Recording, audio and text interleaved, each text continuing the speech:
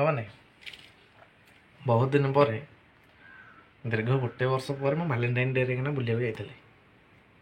ଯେତେବେଳେ ବୁଲିବାକୁ ଗଲି ଏମିତି ଗୋଟେ ଜାଗାକୁ, ସେଠି ଏମିତି କିଛି ଦୃଶ୍ୟ ଦେଖିଲି ଯାହାକୁ ଦେଖିକି ମୁଁ ଭିଡ଼ିଓ ନ କରିକି ରହିପାରିଲିନି।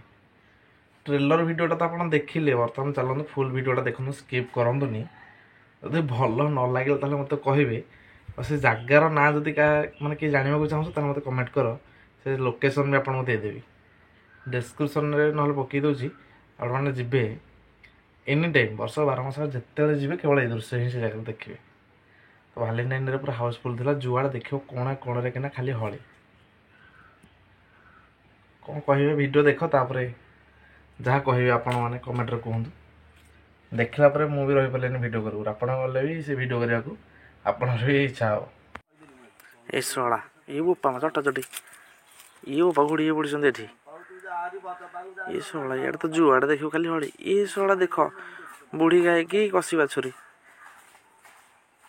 ଶଳା ଭଙ୍ଗା ଘର ଆଜି ଧନ୍ୟ ହେଇଗଲା।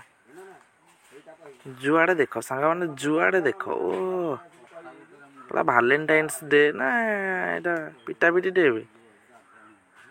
ଇଏ ବୋପା ମା, ଇଏ ପୁରା ପେଷ୍ଟ ହେଇଯାଇଛନ୍ତି। ଭାଇ ଆଗକୁ ଆସନି, ଡିଷ୍ଟର୍ବ ହେଉଛି ମୋର।